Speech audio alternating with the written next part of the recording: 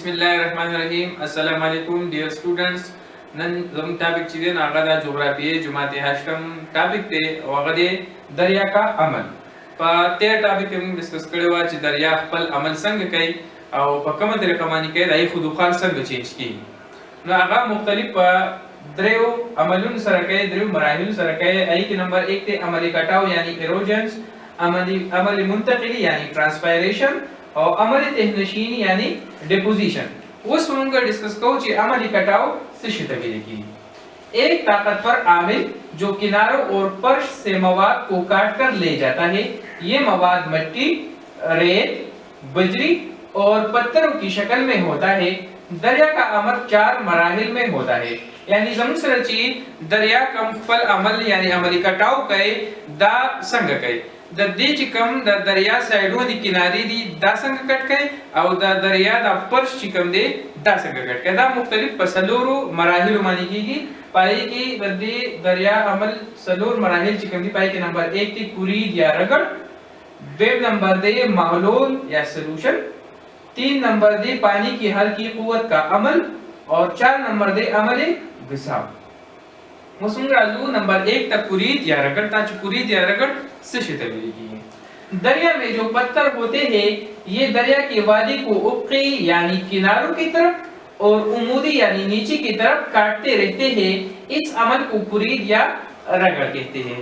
जमुसर चिकला सिंधुना की उब पईगी नुद्दा द जानसरा द किनारे हम कट के औलादी परश हम कट के पदे की पदे उबो के मुख्तलिफ कानी दा कानी द साइड सर जंगीगी دا هم د زګونه ناصر را کټ کړي او د دې لاندې یو سره جنگي او دا هم د ځان سره کټ کړي او مخ ته وړي.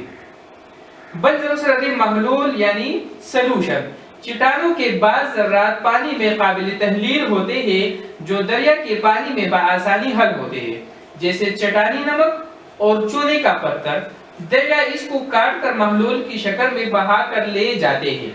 जमुसरा सिंधुनो په اوبو کې غټ غټ کاڼي موجودي چې هغه د مالګي کاڼي همي او د چونې کاڼي همي.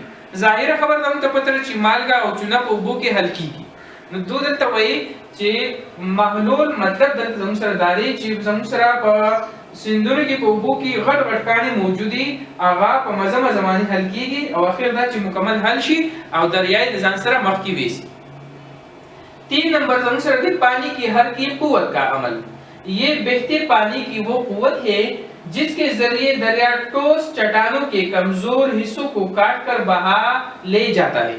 यानी जमुसरा पा उबो की गट गट कानी मौजूदी और आगे इंतहाई क्लक कानी उपदे की बाजी ने हिस्से कमजोरी आगे कमजोरी हिस्से द उबो पखपल ताकत सरा कट की माती की और दजान सरे मख की बेसी. बल जमुसरा दे अमली घिसाव. पत्थर का एक दूसरे के साथ टकरा कर तोड़ के अमल को अमल घिसाव कहते हैं. इस अमल के दौरान बड़ी बड़ी चट्टानें टूटकर छोटे छोटे पत्थरों में तब्दील होती है. तो देना मतलब दारे چې زموږ سره په اوبو کې غټ غټ کاڼي هم موجود وي هغه کاڼي د یو بل سره جنگيږي او هغه په وړو وړو ذراتو کې منتقل شي او هغه مختزان سره وبويسي. کومه د خپل چاپیچل کې ګورو د کالام د دریای سواد چې کوم دي د کالام د شروع شوی دي او دغه د داغه زنا غټ غټ کاڼي مونږ یې په نظر مونږ ترځي دغه کاڼي دا ول ځان سره مخ ته راوړي. که چېرې په دې ځګونو کې وګورو زموږ سره د شګه موجودي د غټ کاڼي موجودي دا د هغه زنا د اوبو په خپل طاقت سره راوړي او مخ کې بیا وړي. دغه زموږ سره عملي کټاو دغه سرور مراحل. وس بل چې دی هغه زموږ سره د عملي منتقلی यानी ट्रांसपायरेशन. दरिया अमली कटाव के जरिए हासिल करने वाले मवाद को अपने साथ बहाकर दूसरी जगहों पर मुंतकिल करता है. इस मवाद को दरिया का वजन भी कहते हैं. द अमली कटाव के जरिए चीज मुसरा कम शिजुन राशि कम गट गट काणी हो आगे कमजोर हिस्से जमसर राले कम जमसर चटानी नमकू या द माल की द काणी जमसर دا زم سره مخې دراله یا مختلف زم سره بجری رااله غټ غټ کاڼي رااله واړه واړه کاڼي دې ټول ته د دریا وزن ویل کیږي او دغه وزن د ځان سره د یو ځای نه دی بل ځای ته منتقل کوي. 3 नंबर زم سره د عملی تهنشینی यानी डिपोजिशन.